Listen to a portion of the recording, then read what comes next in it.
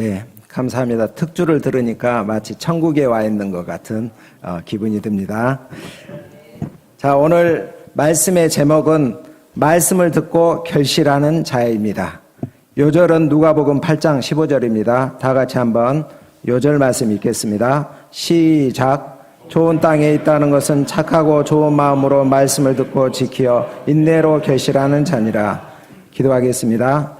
하나님 아버지 감사합니다.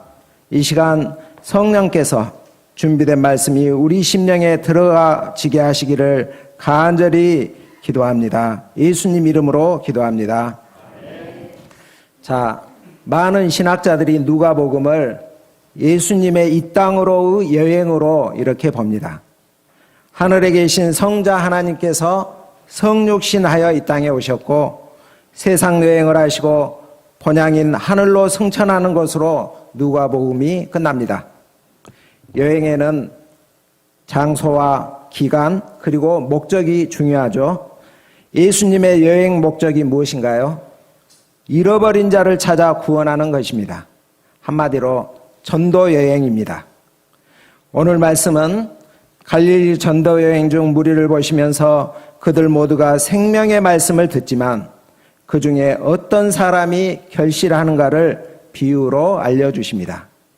오늘 말씀을 들을 때 들을 길을 가지고서 듣기를 바랍니다. 우리의 신앙생활이 천국 비밀을 알아가며 풍성한 결실 맺기를 기도합니다. 자, 1절을 다 같이 한번 읽어보겠습니다. 시작. 예수께서 각 성과 마을에 두루 다니시며 하나님의 나라를 선포하시며 그 복음을 전하실세 12제자가 함께하였고. 예수님께서 각 성과 촌에 두루 다니셨습니다. 예수님의 복음 전파의 열심, 구령의 열심, 잃어버린 자를 찾는 열심을 볼 수가 있습니다. 예수님이 얼마나 열심히 하셨는지 다음 주 말씀에 나오겠지만 갈릴리 사역을 마치고 배를 타고 갈 때 피곤하셔서 깊은 잠에 빠져들고 거센 풍랑에서도 주무셨습니다. 갈릴리 각 지역을 다니면서 예수님께서 하신 일이 무엇입니까? 하나님 나라를 선포했습니다. 선포란 영어로 프로클레임인데 앞을 향하여 외친다 그런 뜻입니다. 왕의 전령이 왕의 보고령을 각 마을마다 가서 전하는 것을 말합니다. 사람들이 듣든 안 듣든 담대하게 외쳐 말합니다. 예수님은 만왕의 왕이신 아버지 하나님의 메시지를 인류를 향하여 힘차게 외치고 있습니다. 우리는 여름 수양회를 앞에 두고 있습니다. 이 예수님의 구령의 스피릿을 배워야 하겠습니다. 코로나로 수고하고 고생하는 MZ세대 여러분, 하나님 나라에 참된 쉼이 있는 여름 수양회가 대면으로 열리게 되었습니다. 오셔서 생명을 얻고 천국의 즐거움과 쉼을 마음껏 누리세요. 열심히 우리가 이렇게 초청 역사를 이루기를 기도합니다. 자, 예수님의 복음 전파에 누가 동행을 했죠? 첫째, 12제자들이 동참을 했습니다. 그리고 누가 동참했죠? 자, 2, 3절을 우리 다 같이 한번 읽어보겠습니다. 여자분들이, 여기 여자분들이 한번 읽어보겠습니다. 시작. 또한 악귀를 쫓아내심과 병고침을 받은 어떤 여자들 곧 7귀신이 나간 자 막달라인이라 하는 마리아와 헤롯의 청지기 구사의 아내 요한나와 수산나와 다른 여러 여자가 함께하여 자기들의 소유로 그들을 섬기더라. 여인들이 예수님의 사역에 동행했습니다. 당시 여자들은 남자들과 동등한 위치를 갖지 못하여서 사람 수에도 넣지 않았죠. 랍비들은 이런 말을 했어요. 자기 아내와 함께 다니면 안 된다. 여자가 지나가면 쳐다보지도 말라. 이렇게 가르쳤습니다. 또 여기 나오는 여인은 문제가 될 수 있는 여인들이었죠. 7귀신 들렸던 막달라 마리아, 그리고 세례 요한의 목을 벤 헤로스 왕의 측근이요 재정 담당자인 구사의 아내 요한나, 또 전도여행을 해야 하니 여러 날 동안 함께 먹고 자야 하니 가십거리, 비난거리가 될 수가 있었습니다. 이런 상황에서 예수님이 여인들을 전도여행에 동참시킨 것은 정말 파격적이고 진보적입니다. 자, 이렇게 하신 이유가 뭘까요? 천국 일꾼의 자격은 남녀가 구별이 없다. 남자도 되고 여자도 되고 누구든지 천국 일꾼이 될 수 있다. 그것을 말해주는 거 아닙니까? 참으로 은혜입니다. 전도여행에서 이 여인들이 한 일이 무엇인가요? 자기들의 소유로 그들을 섬기더라. 예수님 일행의 물질적 필요를 헌신적으로 지원하고 섬겼습니다. 특히 헤롯 청지기 구사의 아내가 나오는데 경제적으로 부유했겠죠. 그녀는 남편의 동의를 얻어 물질을 지원한 것 같습니다. 우리 UBF 모임도 사모님들의 헌신적인 섬김이 있었기에 가능하였다고 생각합니다. 헌금이나 재정 지원에 있어서 사모님들이 더 적극적입니다. 평신도 목자님들은 보통 이리저리 계산해 보다가 형편에 맞추어서 하자고 합니다. 이때 사모님들은 아니 짜게 왜 그래요? 하면서 더 풍성히 하고자 합니다. 저와 제 아내가 그렇습니다. 4절을 보겠습니다. 각 동네 사람들이 예수님께로 나와서 큰 무리를 이루니 예수께서 비유로 말씀하시되, 각 동네에서 많은 사람들이 예수님께 나왔어요. 큰 무리를 이루었어요. 이때 예수님 무슨 생각을 했을까요? 오, 많이 왔네. 이렇게 기뻐하셨겠지만 기뻐하지만은 또 않으셨습니다. 많은 사람이 말씀을 들으러 왔지만 그들의 마음 상태를 보셨습니다. 그들 중에 일부만이 생명의 결실을 맺을 것을 아셨습니다. 이것을 씨 뿌리는 비유를 통해서 그들에게 알게 하고자 합니다. 자, 5절부터 8절까지 우리 형제자매 이런 순서대로 한번 읽어보겠습니다. 5절부터 8절까지입니다. 시작. 씨를 뿌리는 자가 그 씨를 뿌리러 나가서 뿌릴새 더러는 길가에 떨어짐에 밟히며 공중의 새들이 먹어버렸고, 더러는 바위 위에 떨어짐에 싹이 났다가 습기가 없으므로 말랐고, 더러는 가시떨기 속에 떨어짐에 가시가 함께 자라서 기운을 막았고, 더러는 좋은 땅에 떨어짐에 나서 백배의 결실을 하였느니라. 이 말씀을 하시고 외치시되 들을 귀 있는 자는 들을지어다. 자, 우리가 이 본문의 비유를 잘 이해하려면은요, 먼저 예수님 당시에 이스라엘의 그 밭과 농사법을 먼저 알 필요가 있거든요. 이스라엘의 대부분의 밭은 어떤 밭이었을까요? 자갈밭이었습니다.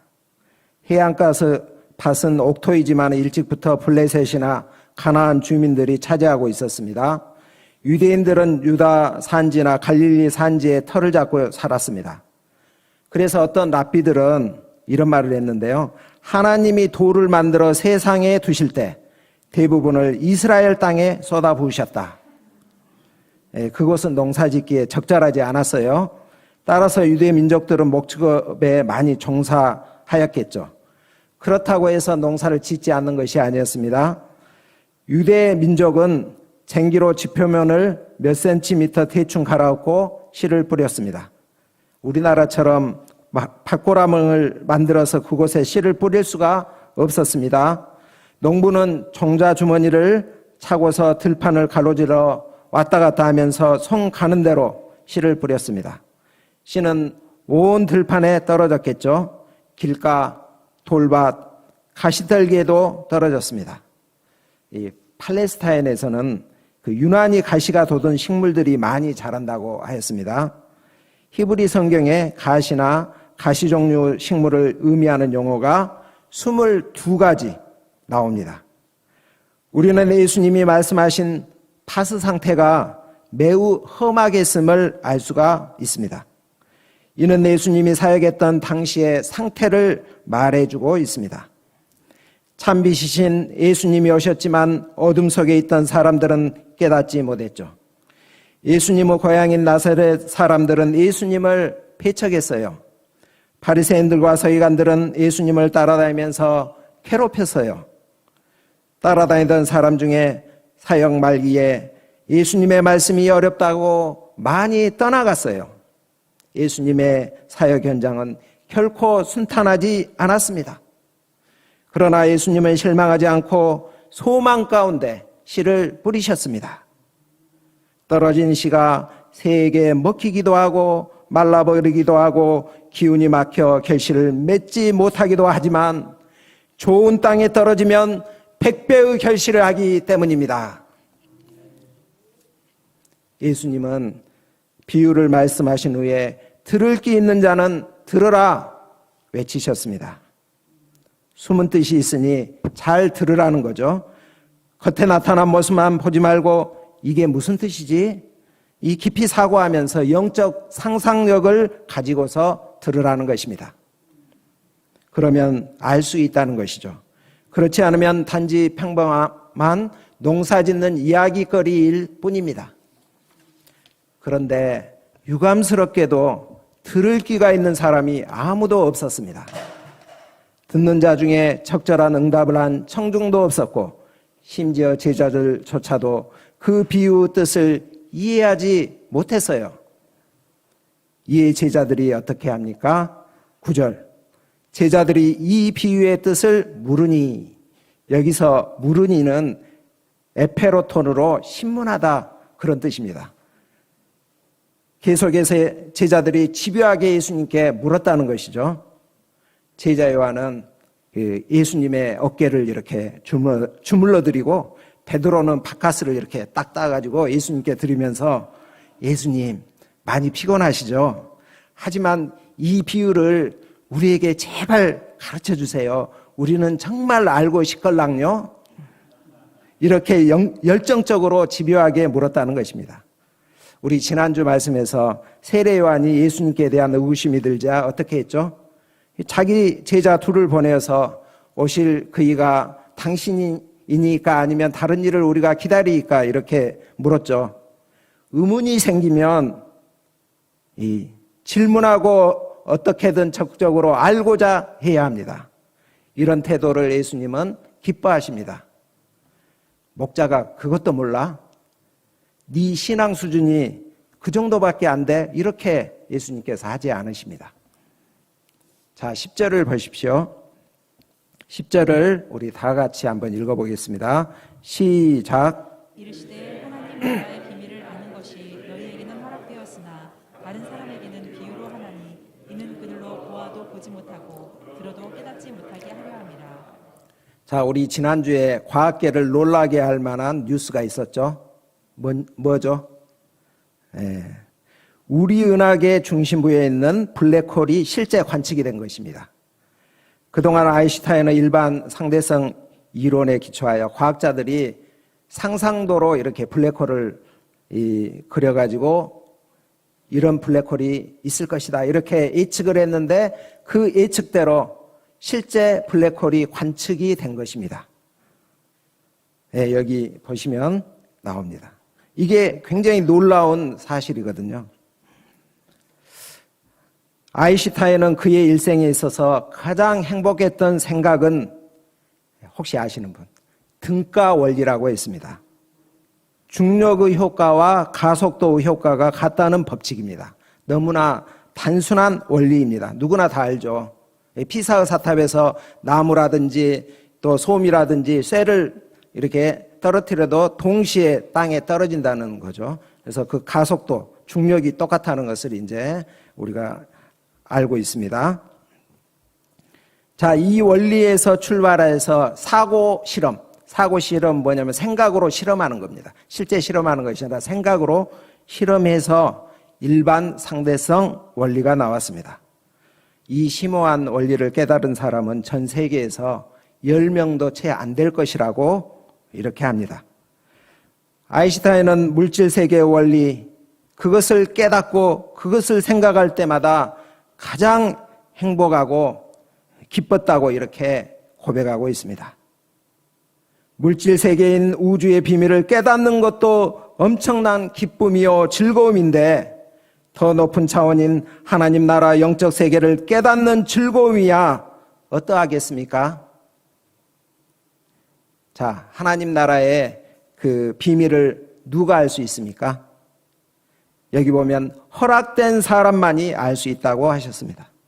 하나님이 계시와 계시의 영을 주셔서 마음의 눈이 밝혀져야만 보입니다. 이것이 예수님의 제자들에게 허락이 되었습니다. 예수님을 따르는 우리에게 주어졌습니다.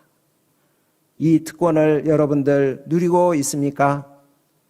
이 즐거움을 누리고 있습니까?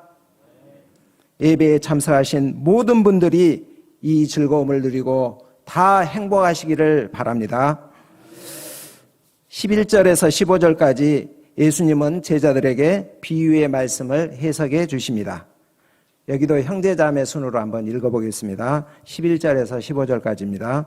시작. 이 비유는 이러하니라. 씨는 하나님의 말씀이요 길가에 있다는 것은 말씀을 들은 자니 이에 마귀가 가서 그들이 믿어 구원을 얻지 못하게 하려고 말씀을 그 마음에서 빼앗는 것이요 바위 위에 있다는 것은 말씀을 들을 때 기쁨으로 받으나 뿌리가 없어 잠깐 있다가 시련을 당할 때 배반하는 자요 가시떨기에 떨어졌다는 것은 말씀을 들은 자이나 지내는 중 이생의 염려와 재물과 향락의 기운이 막혀 온전히 결실하지 못하는 자요 좋은 땅에 있다는 것은 착하고 좋은 마음으로 말씀을 말씀을 듣고 듣고 지켜 인내로 결실하는 결실하는 자니라.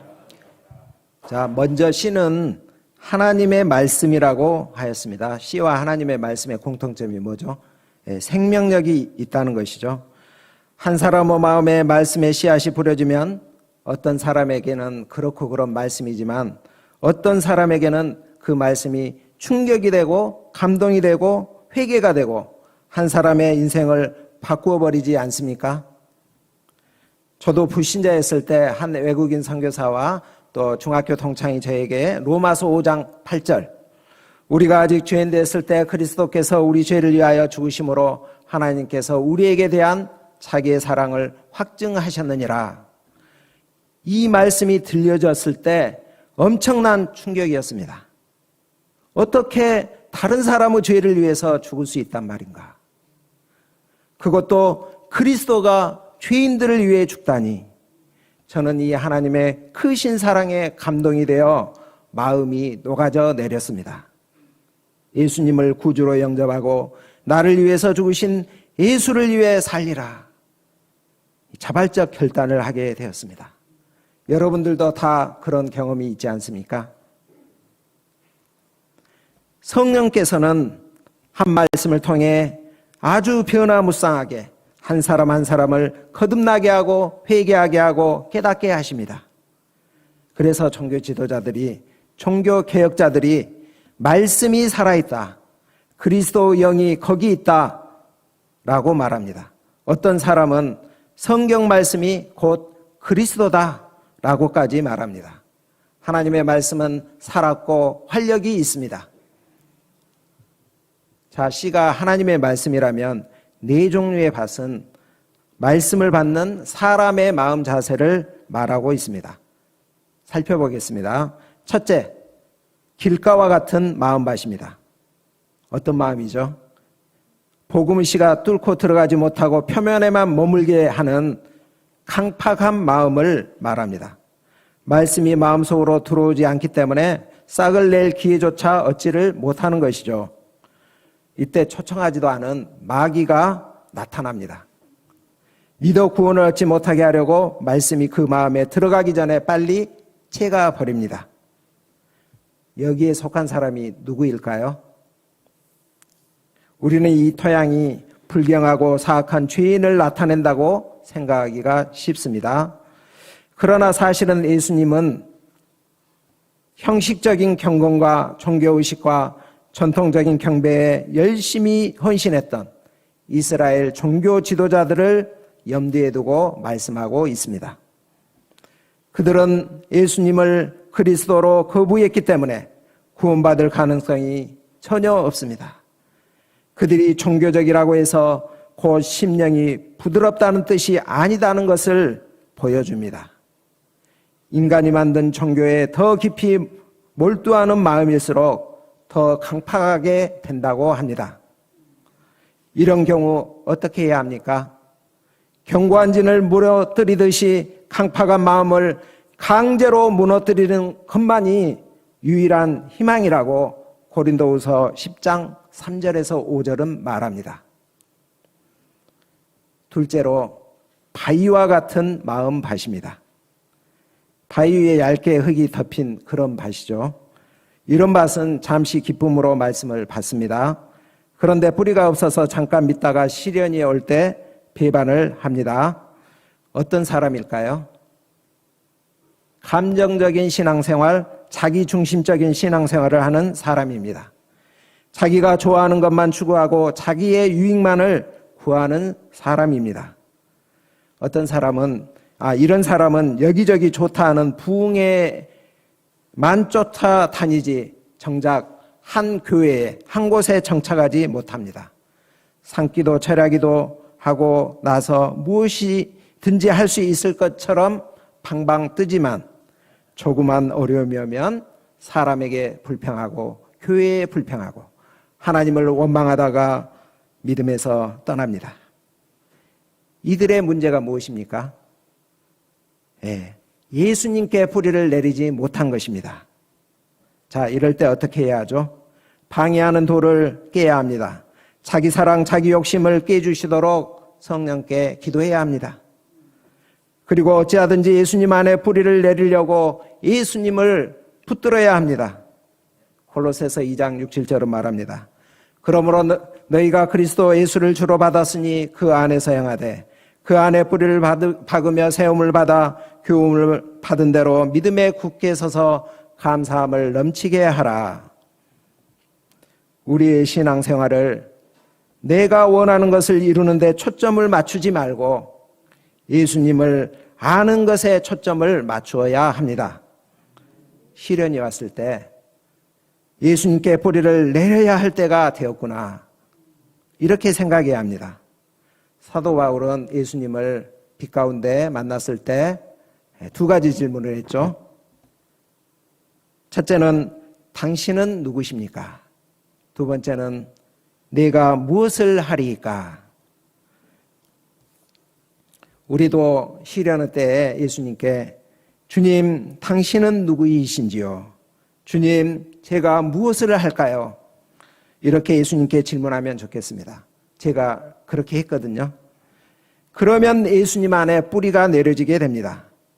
그리고 감사함을 넘치게 하라고 했으니 시련의 때에 하나님의 선한 섭리가 있을 것을 믿고 감사해야 하겠습니다. 시련은 반드시 지나갑니다. 지난 후에 돌아보면 나의 삶의 뿌리가 세상이나 내 자신에게 있지 않고 예수님께 좀 더 단단히 박혀 있는 것을 보게 될 것입니다. 예수님이 누구신지 알게 되고 예수님을 더욱 사랑하게 됩니다. 셋째는 가시떨기와 같은 마음밭입니다.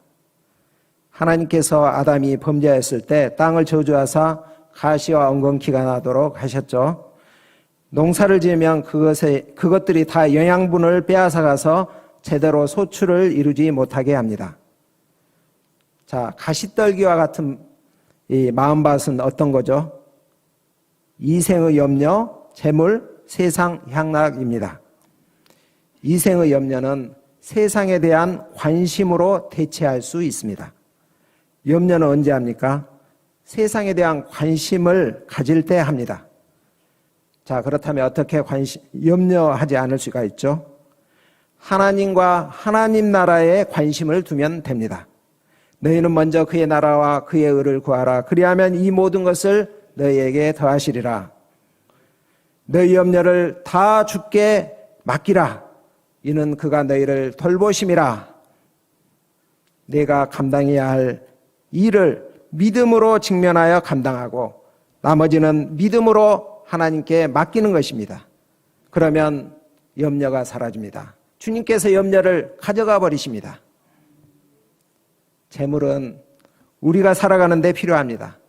그런데 재물이 우리에게 가시의 역할을 하는 것은 무엇 때문이죠? 욕심을 부리기 때문입니다. 족한 줄로 여겨야 하는데 욕심을 부리고 돈의 노예가 되기 때문입니다. 요 근래에 그 루나와 테라와 같은 가상화폐에 투자했다가 하루 사이에 99% 폭락하여서 전 재산을 날리고서 발을 동동 굴리고 있는 투자자들이 있습니다. 재물에 대한 과도한 욕심이 우리로 하여금 결실을 하지 못하게 합니다. 신자는 열심히 일하고 주신 재물로 검소하게 생활하고 하나님이 쓰시고자 하면 기꺼이 내어주는 청지기적 자세로 살아가야 합니다. 재물의 종이 아닌 재물을 건전하게 경모열할 수 있는 그러한 삶을 살기를 기도합니다. 어떤 삶이라고요? 우리 윤모세 목사님께서 말씀하셨는데 재물을 건전하게 경멸하자. 향락은 세상 즐거움입니다. 악한 향락도 있고 건전한 향락도 있습니다. 악한 향락에는 마약, 술 취한, 방탕, 음행 등이 있고요. 이 건전한 향락에는 스포츠, 게임, 오락, 여가 활동 등이 있습니다. 일정 부분 우리에게 즐거운 건전한 즐거움이 필요하죠. 그러나 도를 넘으면 안 됩니다. 절제하지 못하여서 자신이 해야 할 일을 못하게 된다든지 하나님이 원하시는 일에 방해가 된다면 이것은 가시입니다. 이럴 때는 뽑아야 합니다. 넷째로 좋은 땅과 같은 마음밭입니다. 자, 15절 말씀을 다 같이 한번 읽어보겠습니다. 시작. 좋은 땅에 있다는 것은 착하고 좋은 마음으로 말씀을 듣고 지키어 인내로 결시한 자니라. 자, 어떤 마음입니까? 사도행전 17장 12절에 나오는 베레아 사람들처럼 말씀을 받을 때 간절한 마음으로 말씀을 받고 이것이 그러한가 하여 날마다 상고하는 그러한 자세를 말합니다. 말씀이 진리라는 것을 확인하였을 때 그 말씀을 따라 살고자 애쓰는 것을 말합니다. 박해가 와도 그 말씀을 붙들고 순종하면서 인내하는 것입니다. 이런 과정을 거쳐서 온전한 결실을 맺게 되는 것이죠. 결실은 우리 힘으로 되어지는 것이 아니라 하나님께서 결실토록 해 주십니다. 자, 그렇다면 이 저자 누가가 좋은 밭으로 암시하는 사람은 누구일까요?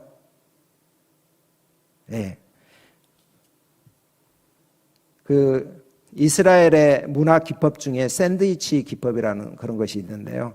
그게 뭐냐면 어떤 비유라든지 주제를 가지고 앞뒤로 그 예시를 이렇게 해주는 것을 말합니다. 그것을 통해서 볼 때 누가 좋은 밭입니까? 제자들입니다. 그리고 예수님의 전도 여행에 동참했던 여인들입니다. 그리고 뒤에 나오는 어때요? 예수님의 가족들이 찾아왔을 때 말씀을 듣고 행하고자 하는 그들이 좋은 마음 밭이라는 것입니다. 제자들은 어떻습니까? 수많은 사람들이 예수님의 말씀을 듣고 이 밀물처럼 이렇게 몰려왔습니다. 그러나 예수님의 말씀이 어려울 때 그들은 썰물처럼 다 떠나버렸습니다. 그때 제자들에게 물어보죠. 너희도 떠나려느냐? 이럴 때 베드로가 제자들을 대표해서 뭐라고 합니까? 생명의 말씀이 주님께 있는데 우리가 어디로 가리까? 이렇게 끝까지 예수님을 따랐습니다. 여인들은 어떻습니까? 예수님이 십자가에 달릴 때도 여인들은 함께 했습니다. 장사된 무덤에 향유를 준비해서 찾아갔습니다. 그리고 예수님의 부활의 증인으로 살았습니다. 이들은 예수님의 보기에 좋은 마음밭입니다. 이들은 넉넉히 영생에 들어갈 자입니다. 하나님 나라의 상을 받을 자입니다. 예수님이 하늘로 승천하고 하신 이후에 이들을 통해서 이 땅에 하나님 나라를 확장시키실 것입니다. 예수님에게 이들이 소망입니다. 또한 여기 예배에 참석한 우리 UBF 이 청년들이 예수님의 소망입니다. 16절에서 17절은 등불에 관한 이야기입니다. 예수님이 말씀 이야기를 하시다가 갑자기 등불 이야기를 하시는 이유가 무엇일까요? 이는 말씀이 등불과 같기 때문입니다. 시편 119편 105절은 이렇게 말하죠. 주의 말씀은 내 발의 등이요 내 길의 빛이니이다 라고 있습니다. 자, 등불이 하는 역할은 무엇일까요? 첫 번째로 어두움 속에 숨겨진 실체를 보여줍니다. 두 번째는 갈 길을 보여줌으로써 바른 길로 인도합니다. 자, 말씀의 등불이 우리 내면을 비출 때, 자, 어떻게 됩니까? 그동안 내가 좋은 마음 밭으로 이렇게 여겼는데, 보니 길가밭이었네. 돌밭이네. 가시떨기가 있구나. 이것을 알게 됩니다. 그리고 회개케 하여 생명의 말씀을 받아 결실할 수 있는 좋은 마음으로 그런 마음밭으로 예비케 됩니다. 또한 말씀은 진리의 길을 보여줍니다. 진리가 누구죠? 예수님입니다. 그동안 예수님은 자신이 그리스도이신 것을 감추셨습니다. 하지만 비밀은 없다라는 말처럼 영원히 그 상태로 지속되지는 않을 것입니다. 예수님의 죽으심과 부활과 승천하심으로 인류의 구원자가 바로 예수님이다는 것이 나타날 것입니다. 또한 그리스도가 어떻게 우리 죄를 위해서 죽었고 또 어떻게 구원할지 모든 선지자가 그렇게 알고자 했던 것들이 다 나타나고 알려지게 될 것입니다. 18절을 보십시오. 다 같이 한번 읽어보겠습니다. 시작. 그러므로 너희가 어떻게 들을까 스스로 삼가라. 누구든지 있는 자는 받겠고 없는 자는 그 있는 줄로 아는 것까지도 빼앗기리라 하시니라. 앞에서 우리는 네 가지 밭을 살펴보았습니다. 네 가지 밭의 공통점이 뭘까요? 모두 다 말씀을 들었다는 것입니다. 다 들었습니다. 그런데 결실하는 것은 딱 한 가지 밭밖에 없습니다. 결실의 유무는 씨에 달려있지 않고 밭에 달려있습니다. 말씀은 듣는 사람의 마음 자세에 달려있다는 것이죠. 주의 깊게 들어야 합니다. 겸손히 들어야 합니다. 좋은 마음으로 들으면 더욱 풍성히 받게 될 것이지만 교만해져서 귀 기울여 듣지 않으면 그 있는 줄로 안 것까지 다 빼앗기게 됩니다. 그러므로 우리는 어떻게 들을까? 스스로 삼가야 합니다. 19절부터 21절까지는 가족들이 예수님을 방문한 사건입니다. 이때 예수님께서 제자들에게 무엇이라고 하시죠? 내 어머니와 내 동생들은 곧 하나님의 말씀을 듣고 행하는 이 사람들이라. 예수님은 육신의 가족을 사랑하셨습니다. 그런데도 이렇게 말씀하신 이유는 그들의 방문을 교육 자료로 활용코자 하셔서 좋은 밭은 말씀을 듣고 행하는 자다. 이것을 알려주고자 함입니다.